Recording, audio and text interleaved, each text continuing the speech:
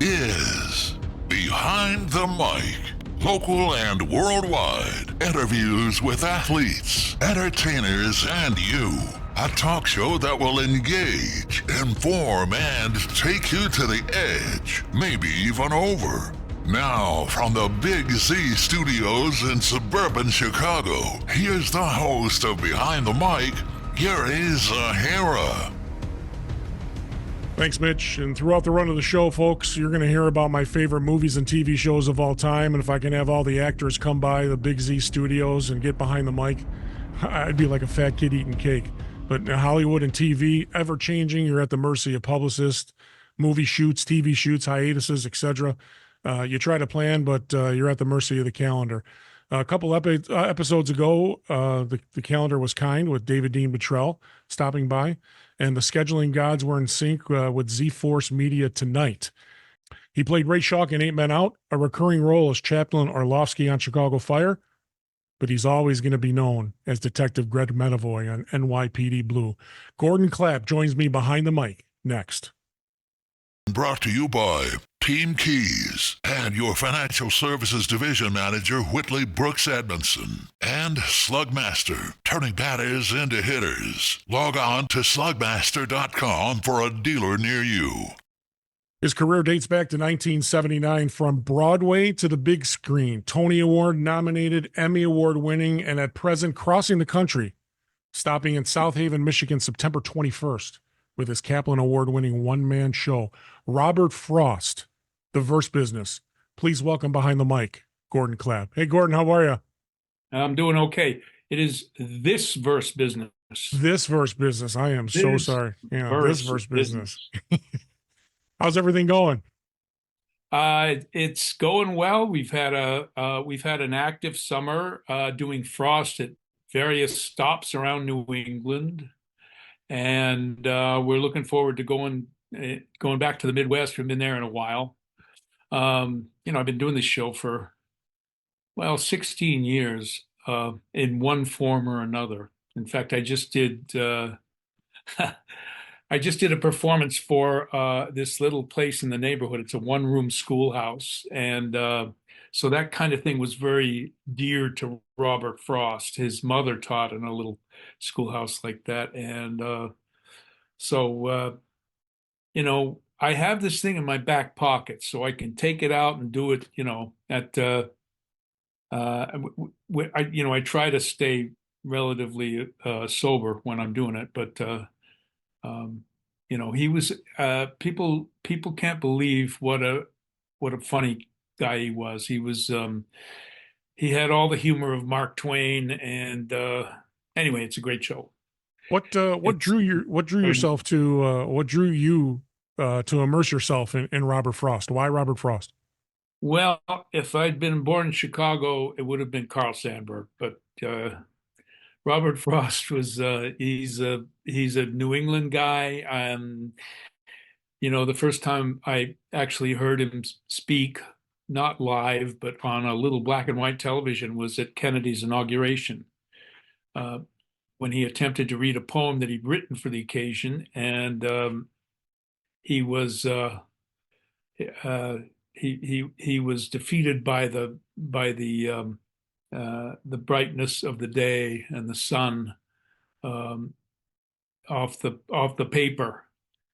At least that's what he told everybody. I think it was because he wanted to recite from memory a different poem called "A Gift Outright," which was more apt for the occasion than the poem that he'd written.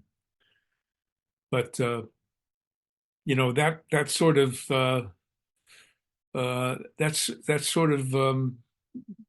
got me into the Frost neighborhood. And as I got older, I read more and more of his stuff, and I said that I got to bring this guy to the stage. And it only took me from Kennedy's inauguration, it took me 50 years, and so now it's 14 years later. Theater, Broadway, TV, and movies. What differs in preparation for all of them?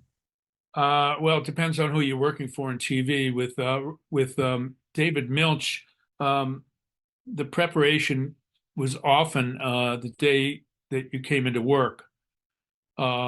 He would throw pages at us, and we'd just find some way to get them into our heads, and go put the detective suit on and come out, and just do our job. It was not easy. Film is it's much easier in terms of the time you have normally. Sometimes there are rewrites, but you usually have a script in a good amount of time, and you want to get to the point where you know it well, but you're ready for anything when you go on the set. Because sometimes if you haven't had a rehearsal period with a director, uh, his idea of, or his or her idea of what the scene is about may be a little different from yours. So you have to be ready to put a different energy into it, or um, you know maybe just a different pace, or somebody will say, you don't talk with that dialect, forget the dialect, just Mhm. just do it straight. So there's an element of surprise sometimes. And when I worked with Clint Eastwood, I I said the character, I said, historically, had a big cigar in his mouth all the time, and he said, "Well, that's not what you did in the audition." So I said, okay, okay, let's go with what I did in the audition. And so I never asked him if he wanted me to do an Alabama accent, which is where the guy was from. But he liked what I was doing, so I just went ahead with it. You had a few indie films to start your career, and then the role of White Sox catcher Ray Schalk in Eight Men Out falls in your lap and comes along. Talk about collaborating with your Williams College buddies, John Sayles and David Strathern. Yes, it's Strathern actually. Strathern. It's the most mispronounced name in My name on gets mispronounced all the time, and I IMDb. hate it. Sorry about that. Sorry, David. Yeah, I don't think I've ever heard anyone pronounce his name the way he wants it pronounced, or the way it should be pronounced the first time. It's a Strathern, Strathern, um, Strathern. Okay. All right. It's Scots. It's Scots Hawaiian. How was Anyway, it? How was it? How was it yeah, collaborating with John, those two? David and I worked together a lot at Williams. From my freshman year, he was a year ahead of me. We did a bunch of plays together, and then I met John my senior year when David wasn't there. And John was this curious guy who I would see at lunch every day in the house where we were associated with, and but he would always disappear down to the TV room to watch Jeopardy. And I was directing a play of Mice and Men, and I asked him if he'd like to audition for it, and he said, "Oh, you want me to play Lenny?" And I said, "No, there's a guy who is not as tall as you, but he's bigger, and we've been talking about this for 2 years. Would play Lenny, Adam Lefevre, who you may know from because he's done a lot of work on television, and he was in Secaucus 7. But John said, "No, you know what? I'd like to play the old man." And I thought this is odd casting, but I thought how interesting to have the old man, who's usually played as kind of a hunched over guy, be as big as Lenny, but having he's missing a hand and he's no longer able to do the work. Um, and so that was my first association with John, to cast him in a play, and it's been paying off ever since. So the character of Ray Schalk is one of the sympathetic figures in Eight Men Out. Everybody else who took the money and ran. It was the Black Sox scandal. Was it? Were you looking for that role, or was it something that you were interested in, or did it just happen? It was John. It was John's idea. He uh, he wrote the script in the mid 70s, and he told me about it. And he said I want you to play this part, and I want David to play Shoeless Joe. And by the time we got around to doing it, David was playing Seacott, and I was playing. I still I was still playing Shock, but we were the two oldest actors in it. I think Bill Irwin was around our age too. I think he's about our age, but everybody else was, in their 20s, in their early 20s. Did you think it would be as successful as it was? Uh, well, I knew how good it was. I knew what a great story it was, and I knew um, how well it was shot. We had Ray Richardson as a cinematographer, and everything looked great. John's direction was, I mean, he knew the thing so well. We had Elliot Ezanoff there. Um, he wrote the book Eight Men Out, and it was just amazing having these guys around. Ring Lardner Jr. was there. Um, Rick Riley, the from Sports Illustrated, a bunch of sports writers were there, and we used to just it was just a great time, and we got to we had a little training camp, a mini training camp with um, the the bandit Ken. Oh God, Ken. I did this a couple of weeks ago. I forgot his name, but he played for the White Sox, center fielder for the White Sox. Ken. Uh, I keep wanting to say all the Ken names that have come since him. Ken Harrelson, Ken Singleton. Uh, uh, that's terrible. I hope he's not listening. Talk about you grew up in New Hampshire, and most 12-year-olds are playing sports, but you're on stage. Talk about how that came to be. Yeah, I did a couple of plays in middle school and in seventh grade, and then uh, my dad thought I had some talent and just dropped me off at the local summer stock and said, "Can you apprentice this boy?" And so I was there building the sets with the other apprentices and taking acting classes from a woman from New York who was an acting teacher. Miss Jean Tufts was her name. And That sounds like an acting teacher.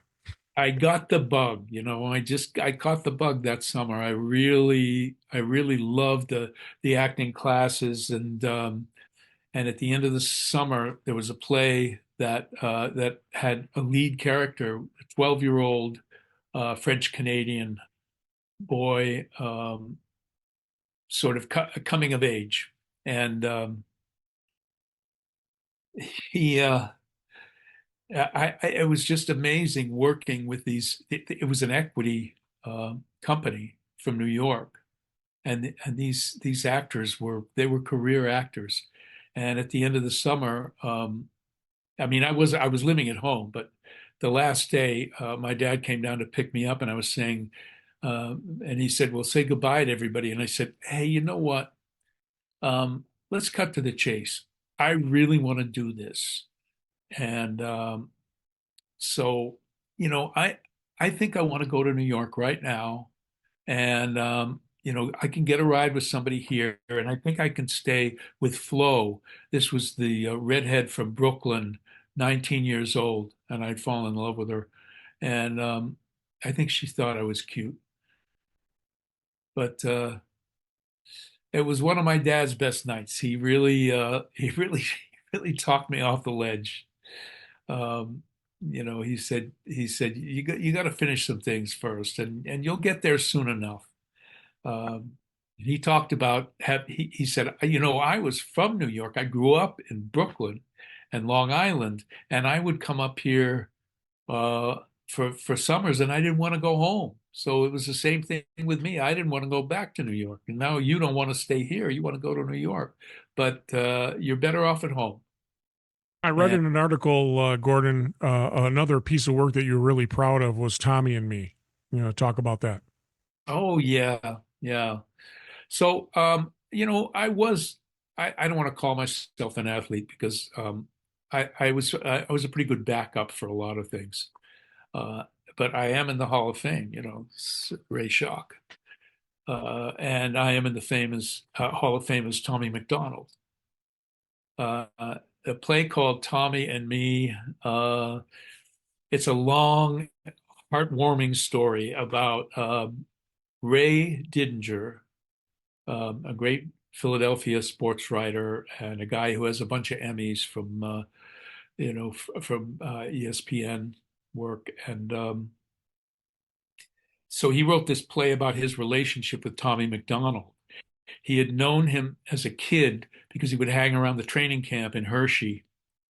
Tommy was an all-pro receiver with the Eagles. They called them flankers then, and um, he was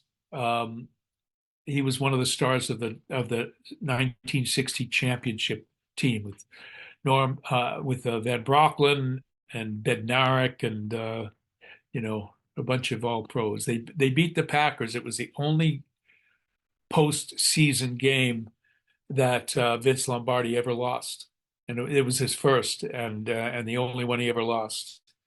And Tommy McDonald was this character. He was incredibly flamboyant, and he just loved life. And so Ray Didinger and his family would go to Hershey every summer, and he would hang out and carry Tommy's helmet to practice. And then, years went by, and Ray was a sports writer with, I'm trying to remember exactly who he was with at the time. But they were doing the 25th anniversary story on the Eagle championship team. And he went and met a lot of the guys who were on that team and interviewed them. But he avoided Tommy because he was afraid he was going to go see him and that Tommy wouldn't remember him. And he finally went to see him. And he didn't say anything about who he was, about their relationship or anything. And, this was, 22 years later or something like that. And he he interviewed him and talked to him about his desire, how he's kind of given up on ever getting into the Hall of Fame. His time had expired, and he would have to go in under a different criterion. Ray went to work for him and got him on the ballot. And it was heartbreaking when he didn't get in. It was so close. And then finally, in '98, he got in. And he came to Ray and he said, "I want you to present me at the Hall of Fame." And Ray said, "Man, I'm there. This is just amazing." And Tommy said, "Here's what I'm going to do." And he gave him a list of uh, insane little acts that he was going to do. Uh,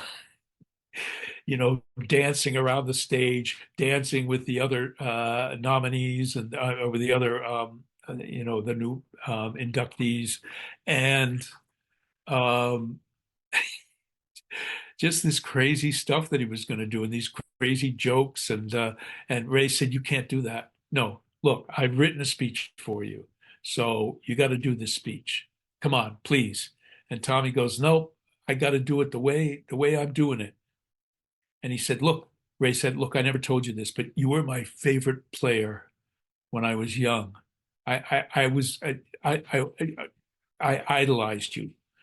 And Tommy goes, "Really? You never told me that before." And he said, "Yeah, we used to go to the training camp in Hershey, and he goes, in Hershey, the training camp, you, you, you're that kid? Oh my God, you're that kid? I can't believe this. You used to carry my helmet every. Oh my God! Why didn't you say so? And he goes, "I was afraid you wouldn't remember me." Remember you? Of course I remember you. I just you're grown up now. And he went crazy about the thing. And Ray said, "Okay." And he said, "Man, I owe you. You've done so much for me." And Ray said, "If you owe me, I want you to read this speech." And Tommy goes, "Nope, can't do it." And I won't tell you all the stuff he did in his Hall of Fame speech. I didn't do all of it in the performance, but it was wild. And the crowd went wild. Ray said, "You're going to make a fool of yourself." Well, the only people who thought he made a fool of himself was his family because they wanted something slightly more dignified. That's funny. That's funny. Your And career. I think they've come around to appreciate it, but yeah, he just did this maniacal dance and high fived all of them, chest bumped them, and I think it was Paul Krause who knocked him on his butt. He high fived him. So, but it was just it's such a wonderful story because it's told with uh, the younger Tommy and the younger Ray Didinger having these little interactions in the play.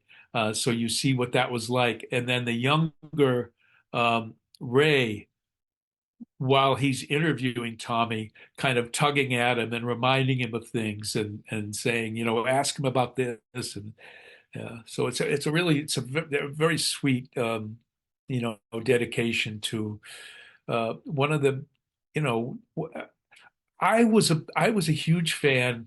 I was a Bears fan when I was growing up, by the way, No way. because our local team was not the Patriots when I started following. The Patriots were not in existence until the second, third year that I started following the NFL. So I didn't want to be a Giants fan. My dad was a Giants fan, and I thought I want something different, and I picked the Bears. And but I used to watch Tommy McDonald when the Giants played the Eagles because those were the only games we saw. We saw some of the Colts games too, because it was a different conference then. Have you ever But been to see a Bears game on the road out east? I have never seen the Bears live. I've only seen a few NFL games. Okay, you Surprised. come to Chicago, bring your one-man show. If during football season we got to go to a game together. How about that? Gotta go. We Yeah, gotta go while they're still in Soldier that's it. Field. Gordon, your career starts taking off. You get out to LA. You spend 25 years there, not happy, according to some articles that I read. You said you didn't like being out there. Too many people, smog. The Hollywood itself is made you not like it being out there. Well, I mean, I worked with some wonderful people and I had some wonderful friends. It just wasn't, I really missed the seasons. And, uh, you know, I came back and the first couple of winters were be careful what you ask for. But, it all came back. And, I still love being here in the fall and the winter. I mean, I do. I love the seasons. The only season I don't like is mud season. And that's the one that comes after winter and before summer. We don't get spring here. It goes right from uh, mud season, winter into mud season into summer. It's cruel. April is the cruelest month. 64 I plus didn't make that up. That was T.S. Eliot, by the way. 64 plus years in the business. I'm thinking Eastwood, Pacino, Nicholson, that all that time. What has been the key for your longevity and success? Uh, I was too stupid to find out something else that I wanted to do, or to get to learn how to do anything else. I mean, I suppose I would have taught, and I could still do that. I could still teach acting, but I don't know. I don't know how I do what I do. It's hard to explain. It's and if I started thinking about it, it would be like a golfer who starts thinking too much about his swing um, and loses it, just loses everything. So I don't know. I may start helping other actors. Gordon, we got a few more questions for you, a few more segments. The last one will be in a word. We're going to take a time out. Gordon Clapp, Emmy Award winning actors, joining me on Behind the Mic. We'll be back right after this.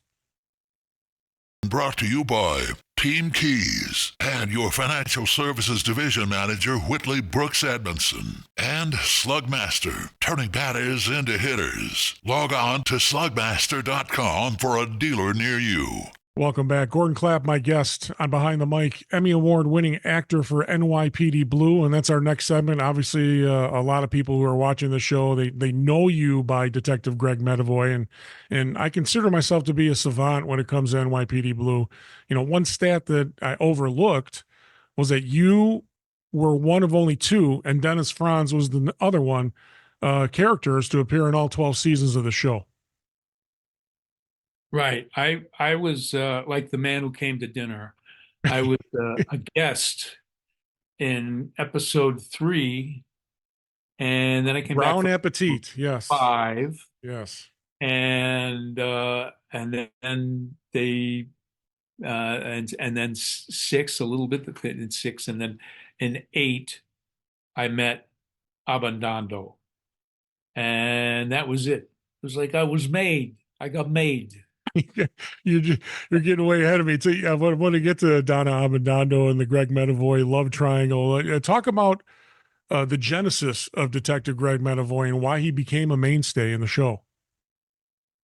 Well, when I auditioned, there were a couple of roles that I was auditioning for, and one of them was a hostage negotiator, and it was about a 7-page scene and kind of this desperate attempt to get this guy to to talk to this guy. And the other one was a little scene with a detective who had a desk in the squad room.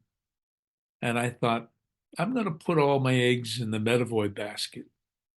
And I just did this little thing of saying everything twice. I'd seen this character in Goodfellas. Call him Jimmy 2 times. Jimmy 2 times. You're gonna get the papers. Get the papers. Yeah. I'm going out to get the paper. Get the paper. And so I did a little variation of that, and Milch loved it. And I, 2 weeks later, I was, minding my own business, and I got a call saying they want you to come in for the episode. It's potentially recurring. They're going to pay you for 1 day, but if it goes more than 3 days, they'll pay for the week. And it was as easy as that. And I thought, geez, I wonder if they want me to do that little stutter. And I got to the set and I didn't know, but I wasn't going to ask. And then I'm at the craft service table, which is always my first stop. Mine too. Yeah, mine too. And one of the producers came up to me and he says, "Hey, you're the stutterer, right?" And I went, I guess so. You tell me." And the first day on the set, it was like I'd been shot out of a can, and I thought, man, this could be a big break, I could, get to do a few episodes, and then maybe, and I had already done a couple of shows with Bochco. So, I was in Bochco Rep, and it just, it slowly took off from there.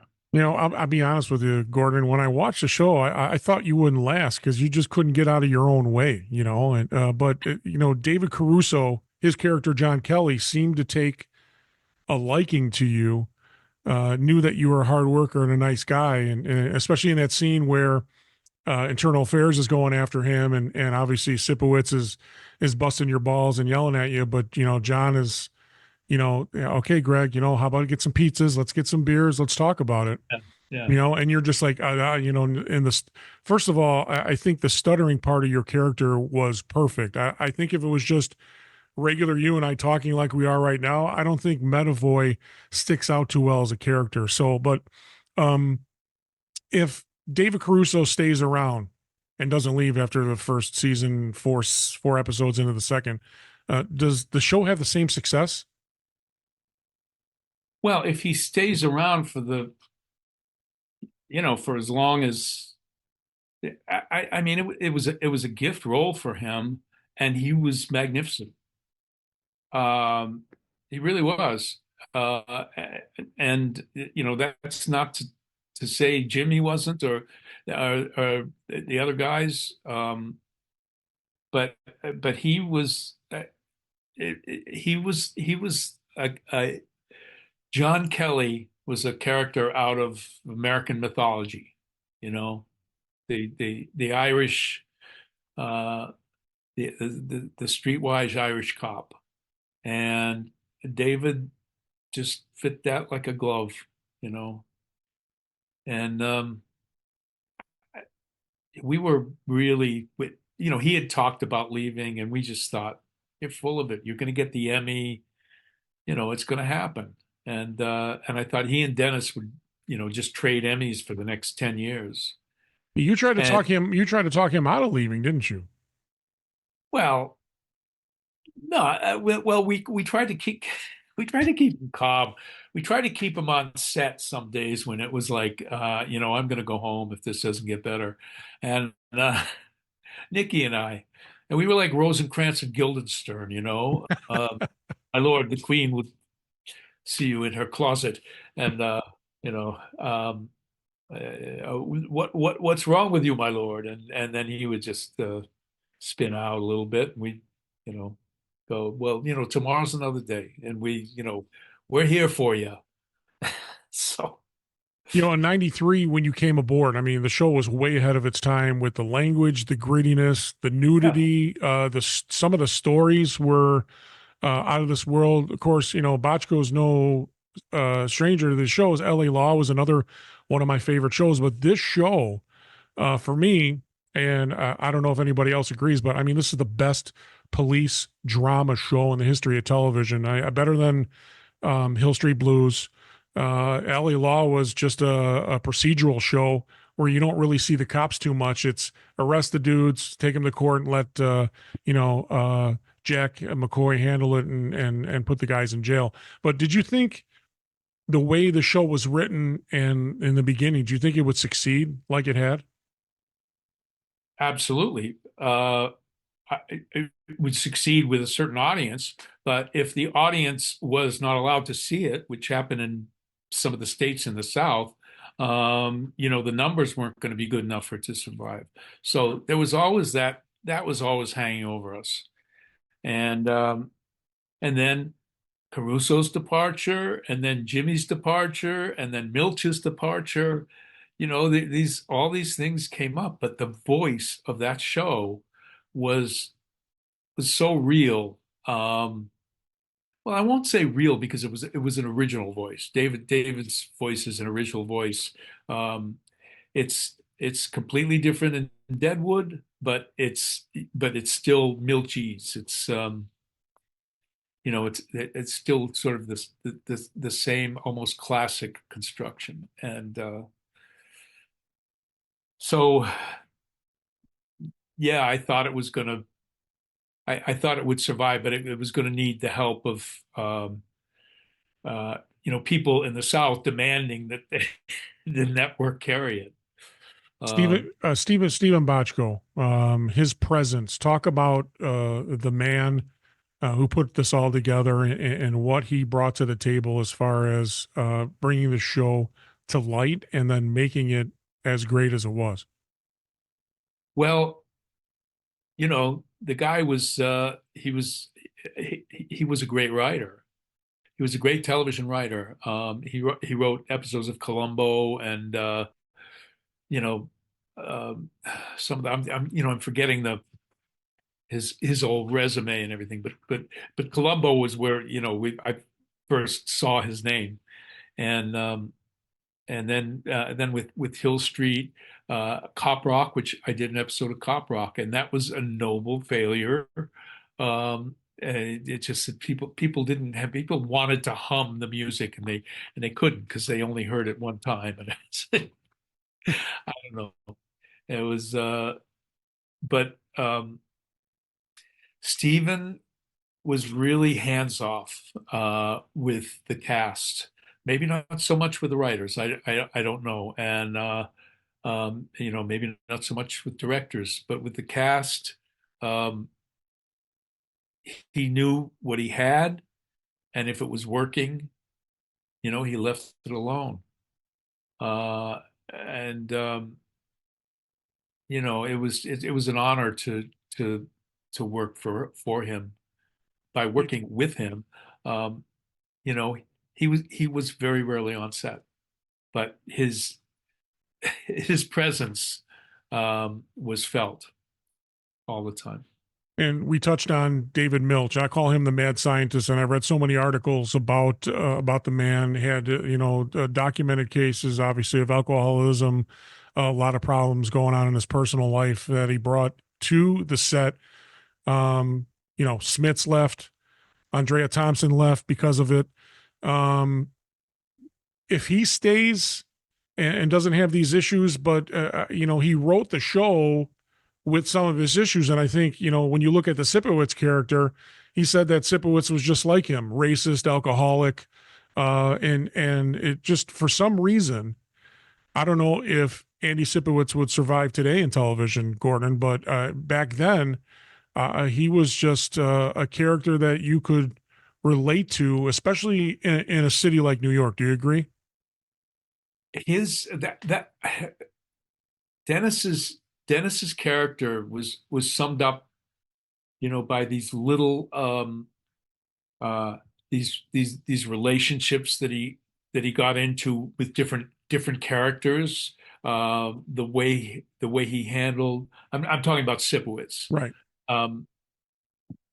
I don't know if you remember the one where there was the secretary, one of the Abandando replacements who was a little frisky with Andy. Yes, with the bodily fluids in the black suit. Yes, She had the rubber fetish. Yeah. He's like, "What the hell's wrong with you?" It's And then, hilarious. His facial expressions. He doesn't even have to say anything. Like that's the thing right, about Dennis. His facial expressions were ridiculous. Yeah, and but what happened was when her lover was, I guess he hanged himself, or it was a self asphyxiation asphyxiation Right. deal, and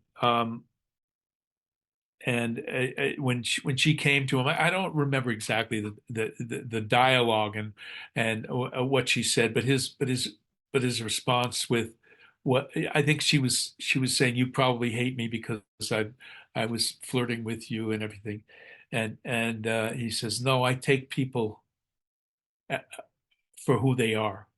I take people for who they are. I'm not judgmental, and I don't see color as much as I see somebody who's being somehow deferential, fearful of me. But people who treat me as a human being, I treat them back. And I think that my Emmy was as much a product of a conversation that I had with Andy about that when I was investigating these twin brothers who we weren't even sure were twin brothers. We thought it might just be one guy who's claiming he has a twin brother, and it was a very complicated episode, and their names were Peter and Patrick, and I had these long monologues to Sipowicz when he was at the urinal having his prostate problem, or as he put it, prostrate problem. Prostrate, right? Couldn't say prostate. Yeah. And he at the end of the episode, when there was a tragic outcome to it, and I was very shaken by it, but I was responsible for solving the whole thing, and he said to me after I went on another one of my monologues with all the plosives. He said, "You're a good cop, Medavoy." And that endorsement, I think, was the that was one of the episodes that I submitted. And then, of course, he The other one solidified was that with one his where arm I had around a you. success, with I closed the case, and so I don't know. I guess the the voters or the people on the uh, what do they call it, the final jury, the jury. The Uh, writers, right? The Hollywood Foreign Press, I guess, maybe. yeah, I mean, I think that they really uh, they were moved by Dennis's endorsement. I don't know, by Sipowicz's endorsement or something. I don't know. Gordon Clapp, Emmy Award winning actor for NYPD Blue's Detective Greg Medavoy, joining me for a few more minutes. Okay, so you had two partners in your tenure of the show: James Martinez, Baldwin Jones, Nick Turturro, Henry Simmons. Which one fit Greg Medavoy the best? Well, they both had their, you couldn't get two different uh, uh, partners. Um, Nikki and I really grew into it all together. We were kind of thrown together midway through the first season, and then we had that great episode, uh, which was based on something that happened. A friend of Nikki's was an LA cop, and he had responded to a guy pulling a gun in traffic, um, pulling a gun on him in another car, um, because he thought he was being harassed, and Ray fired, uh, shot him and killed him. And he told us about this at a barbecue, and we presented this episode to Milch, and he loved the idea. And then he put some more elements into it, like the gun went missing, and all kinds of things. But it was the real bonding episode between Martinez and Medavoy. And when James Martinez got promoted, left the show, you were crushed. And then Baldwin Jones comes in, Henry Simmons, and you all of a sudden now want to need to put your big boy pants on, because it's like, okay, you look at this guy, he's a towering giant. He can handle himself. You're, Greg Medavoy, stuttering, can't get out of Yeah. your way, fall over yourself kind of guy. When you and Baldwin get together, and the one scene that I remember, when you're trying to catch a perp and he's running and you're grabbing his legs and he's dragging you down the street. That was hilarious. What I call it, like the sandbag, Yeah. sandbag movie, something. I can't remember the something anchor. Uh, yeah, those pants were destroyed. I think they went through about three pairs of pants. Did you see the character of Medavoy when Baldwin showed up finally, where Medavoy's got to step up? And because a lot of people, and I didn't think this, I don't know if people thought this either, that maybe Martinez kind of carried you a little bit because you still were kind of like impish, and Andy would always be busting your balls about everything. And Yeah. although you did, have some good cases and you closed them. I think that when Henry comes along and the character of Baldwin and you two get together, it's like finally Greg Medavoy needs to step out of the shadow and become the detective that everybody knows he can be. Well, Milch wrote a wonderful introduction to Baldwin, and I put my foot in my mouth 3 or 4 times in that introduction. Or I just like I was over. Medavoy was overacting. At one point, Rick turned, uh, Sorensen, you know, Rick Schroeder turns to Jimmy Smits and says, "Is Greg styling?" You know, and and then it was just a wonderful thing. I was over dramatizing, um, how wonderful Martinez was with a part as a partner, but and how he'd gone on to become, as if I was narrating his life story. Yeah, and how you talked about his chair, you're like, and this is James Martinez's Yes, chair. Sit, sit in it, Baldwin. See how it feels. See if it fits. it Yeah, was, just David would just wrote wonderful stuff, and I mean, not only David. When David was finally gone, I got some wonderful stuff, especially in the last season. Bill Finkelstein, another wonderful writer, he loved Medavoy's character, and I had a really fun storyline in the final season. so. Sipowicz, the Franz character, or Franz Dennis Franz, the Sipowicz character, was a big ball buster for you. What was he like off camera? Was he calm, or was it did he just kind of keep prodding you during the in between takes? Yeah, the I tell this story, and I sort of changed the I changed the the narrative sometimes, but I think the way I would like to tell it is that uh, David Caruso was having a day, and he just walked off the set, and I said, the guy is a perfectionist, and I had worked with him before in a TV movie, and I said the guy's a perfectionist. He's a hard worker. He works really hard. He's very hard on himself. And Dennis said, "Geez, I was in Vietnam, and you know, this just isn't that hard. I don't find this that hard. I'm having a good time with this." And I think he said my character is every bit as tortured. No, he What didn't say. That's what was one of your favorite episodes, if you have one, or were there a few of your favorite episodes in the entire run? Yeah, I keep it's like people asking what's my favorite Robert Frost poem, and um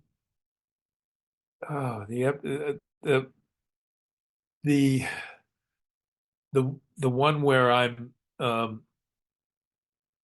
where I show up in Abindando's apartment, and people ask me about that all the time. Where I show up in the apartment, and I've left Marie, and throughout the episode, I'm getting phone calls uh, from my kids. And finally, at the end of the episode, I go to Donna and I say, I can't do this. I can't do this. I've got to go home. And that episode had three storylines about women, losing their men. And, I mean, with Donna, it wasn't anything like that, but three distinct stories about these women. And by the end of the episode, they don't have their men anymore, and so that had to be a favorite. The skating episode, the one where uh, I'm with the gay couple. I had fallen in love with a gay cop. Yes, Um, you get to be the sperm donor, Abby. yeah, and Yes. uh, they're ready to ask me to be the sperm donor, and we're having dinner, and I'm a couple of sheets to the wind, and I start singing sea chanties, and I turn and I look at this painting on the wall that looks like a Georgia O'Keeffe, and I say, "Forgive me for asking this, but I feel so comfortable because we have such rapport. Is that a vagina on the wall?" And and then I become completely embarrassed and nonplussed, and it was just that was one of the great moments. some very beautiful women on the show, detectives, Kim Delaney, Charlotte Ross, Justin Maselli, but they all were good actors in their own right. And it just, it was, when you look back at it, you really didn't see a lot of sexism as a female detective. They stood their own ground and they handled themselves. But going back to your story arc in the relationship with Don Abendando, it's easy for you to kind of, as the character of Greg Medavoy, stumble over yourself with Gail O'Grady, correct? Oh, yes.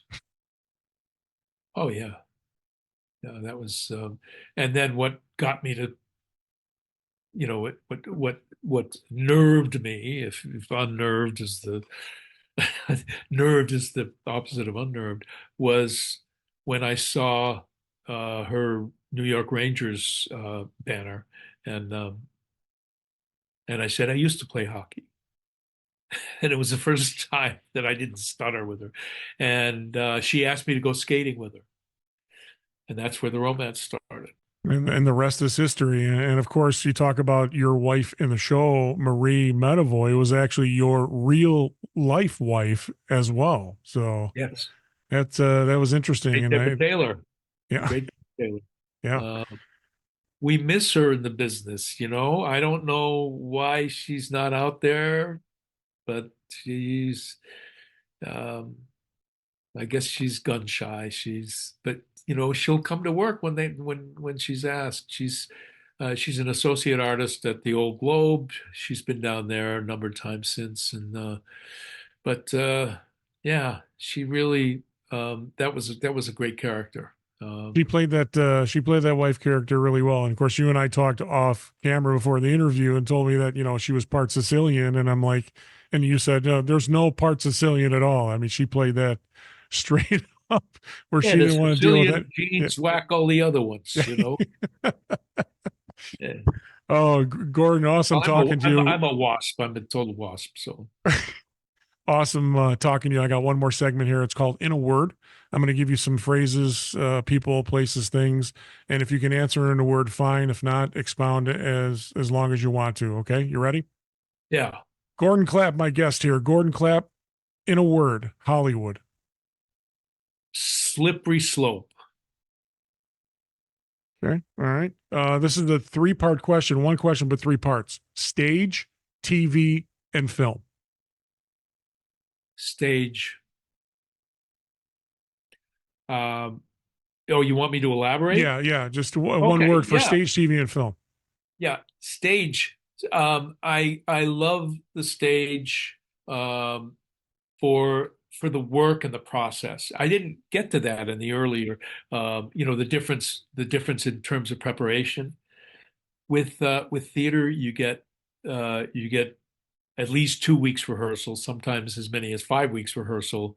You get in Broadway, you get previews and everything. You get the work is like a good soup.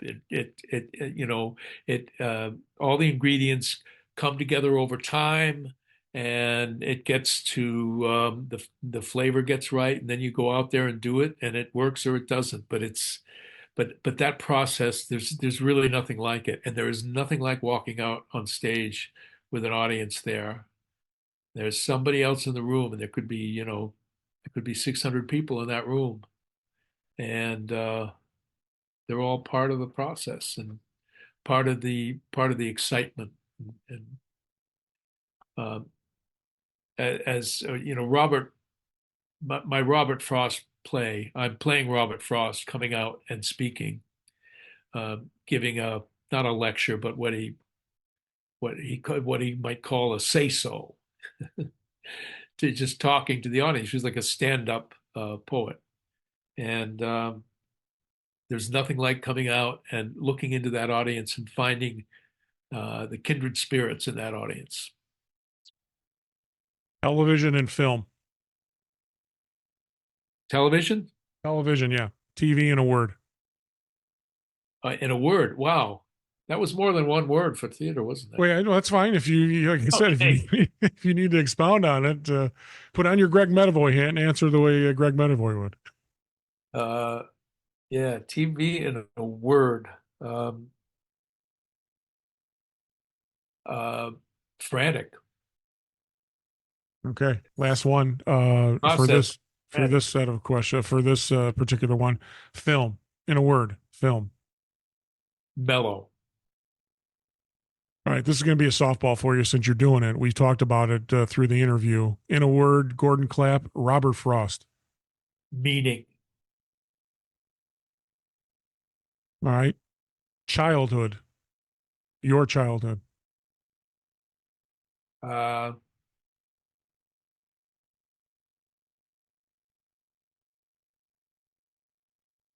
Snowbound. That's a that's a good one. In a word with Gordon Clapp as we continue along here. Gordon, in a word, NYPD Blue. Savior. And to piggyback that question, in a word, Greg Medavoy. Best buddy. All right, last question on in a word, Gordon Clapp. Your legacy, how you think people would see it, and what you think your legacy would be. I know it's not going to be one word, but go ahead.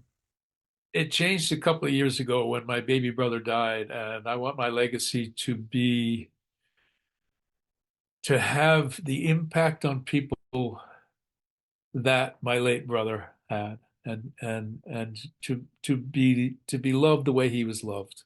And I don't know if that's possible. He never left. He never left home. I mean, he lived in and around the town we grew up in his whole life, and he died too young. Last question, Gordon. Best advice you've gotten in your personal life and your professional life.